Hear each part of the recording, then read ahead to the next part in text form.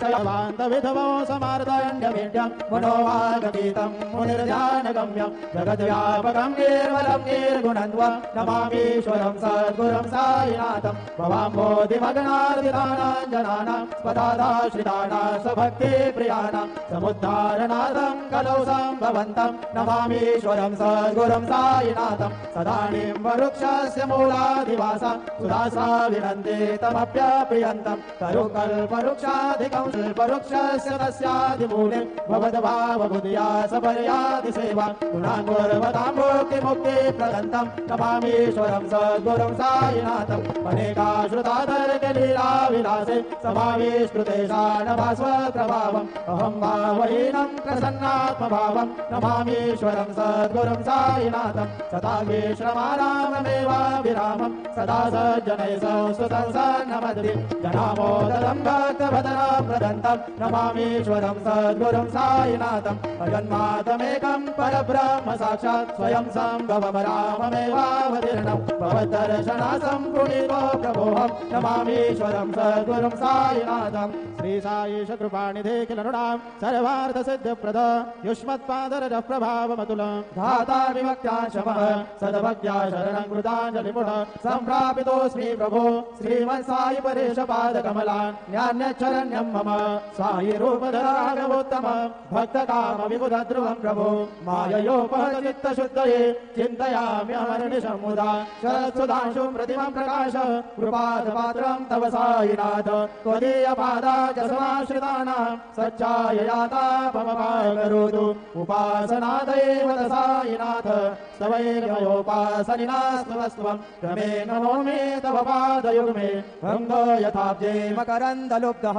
अनेकजन्मार्जितपापसंशयो भवेद्भवत्पादसरोजदर्शनात् क्षमस्व सर्वान् अपराधपुञ्जकान् प्रसीद साई सद्गुरो दयानिधि श्री साईनाथ चरणामृतपूर्णचित्ता तत्पादसेवनरता सततं च भक्त्या संसारजन्यदुर्गोधवनिर्गतास्ते कैवल्यधाम परमं समवाप्नुवन्ति श्रोत्रमेतत्पठे भक्त्या यो नरस्तं मनः सदा सद्गुरो साईनाथस्य कृपापात्रं भवेत् रुसो मम प्रियाम्बिकामजवरी पिता हि रुसो मम प्रियाङ्गना प्रियसुतात्मजाहि रुसो भगिनी बन्धुहि श्वशुरसासुभाहि रुसो गुरु साई मामजवरी कधी रुसो न सुनबायिता मजन भ्रातृराया पुसो न प्रिय सोयरे प्रिय सगे जनादि पुसो सुरदनासका सजननाथ बन्धु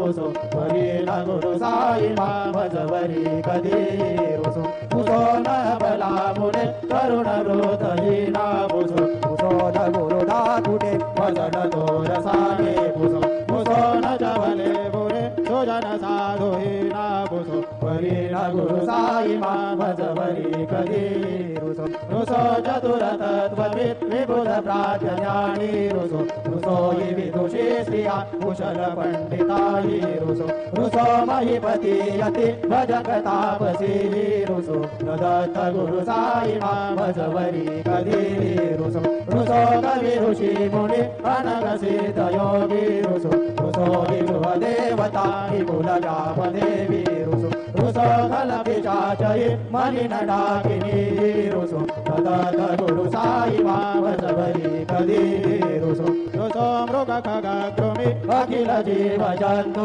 रुसो विटप प्रसरा चलयापगाधि रुसो कपवनानि वा पवनि पञ्चतत्वे रुसो दत्त गुरु साई मामजवरी कधी रुसो विमल किन्नर अमर यक्षिणी रुसो शशिकटाधि गगनितारकायि रुसो अमर राजहि अदय धर्मराजा रुसो दत्त गुरु साई मामजवरी कधी रुसो मन सरस्वती चपल चित्त देवी रुसो वपुदिशाखिला कठिन कालतो हि रुसो सकल विश्व हि महितु ब्रह्म गोलं रुसो दत्त गुरु साई मामजवरी कधी रुसो विमो प्रौढमनुनी हसो मदन मसराहीणसो पदाभिरुचि उल्लसो जनकदर्दमेनाय वसो न दुर्गधृतिचा दसो अशिव भाव मागे कसो प्रपंची मन हेरुसो दृढ विरक्तीची कसो गुणाची गुणानसो न स्पृहा कशाची असो सदैव हृदयी वसो मनसि ध्यानि साई वसो पदे प्रणय ओरसो निखिल दृश्यवादिसो तदर्थ गुरु साई मारुपरि याचने लारसो हरि ओम यज्ञेन यज्ञमयन्त देवासानि धर्माणि प्रथमान्यासन्न देवनाकं महिमान् सदन्त यत्र पूर्वे साध्या सन्ति देवाः ओम राजाधिराजाय प्रसय्यसायिने नमो वयं वै श्रवणाय कुर्महे समे कामान् कामकामाय मह्यं कामेश्वर वै श्रवणो ददातु कुबेराय वै श्रवणाय महाराजाय नमः ओम स्वस्ति साम्राज्यं भोज्यं स्वराज्यं वैराज्यं पारमेष्टं राज्यं महाराजमाधिपत्यमयं समन्तपर्याः एषा सार्वभौम सार्वयुषान्दादा बलार्थात् पृथिवे समुद्रपर्यन्ताय एकराडुसप्तेश श्लोको विगीतो मरुतः परमेश्वरो मरुतस्यावसङ्गृहे भाविक्षुतस्य कामप्रियेर् विश्वे देवा सभासदिति श्रीनारायण वासुदेवाय सच्चिदानन्द सद्गुरु साईनाथ महाराज की जय। करचरण कृतं वा कायजं कर्मजं वा श्रवणनयनजं वा मानसं वा अपराधं विहितं विहितं वा सर्वमेतत् क्षमस्व। जय जय करुणाब्धि श्री प्रभो साईनाथ श्री सच्चिदानंद सद्गुरु साईनाथ महाराज की जय। राजाधिराज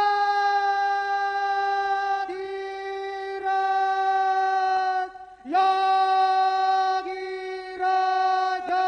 परब्रह्म साईनाथ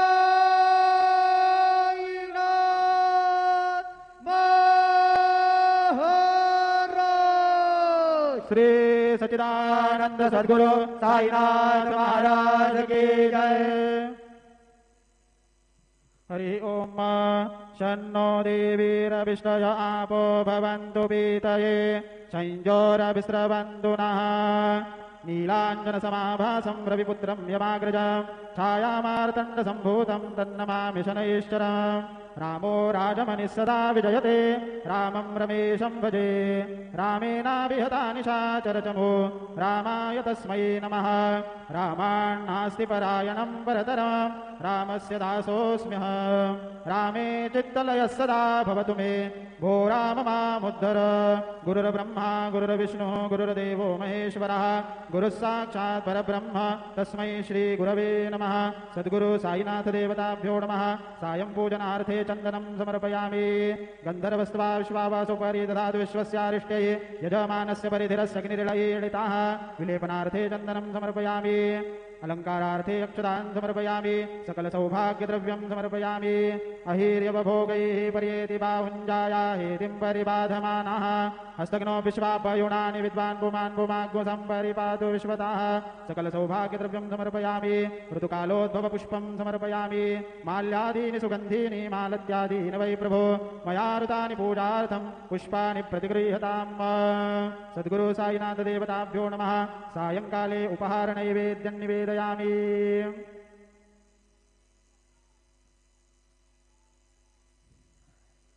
नाभ्यासीदन्तरिक्षगो शीर्ष्णोद्यौः समवर्तत पद्भ्यां भूमिर्दिशाः श्रोत्रान् तथा लोकाम् अकल्पयन् चतुष्कोणमण्डलं कृत्वा तदुपरि नैवेद्यपात्रं निधाय गायत्रीमन्त्रेण पात्रान् सम्प्रोक्ष धेनुमुद्राम् अमृतीकृत्य ऋतन्त्वा सत्येन परिषञ्चामि नैवेद्यं निवेदयामि। ॐ प्राणाय स्वाहा ॐ अपानाय स्वाहा ॐ व्यानाय स्वाहा ॐ उदानाय स्वाहा ॐ समानाय स्वाहा ॐ ब्रह्मणे नमः। मध्ये पानीयं समर्पयामि पुनर्नैवेद्यं निवेदयामि। ॐ प्राणाय स्वाहा ॐ अपानाय स्वाहा ॐ व्यानाय स्वाहा ॐ उदानाय स्वाहा ॐ समानाय स्वाहा ॐ ब्रह्मणे नमः। नैवेद्यं समर्पयामि हस्तप्रक्षालनं समर्पयामि मुखप्रक्षालनं समर्पयामि। सद्गुरु साईनाथ देवताभ्यो नमः। शेषोपचार उपचारार्थे प्रार्थनापूर्वक नमस्कारं करोमि। श्री सच्चिदानंद सद्गुरु साईनाथ महाराज की जय।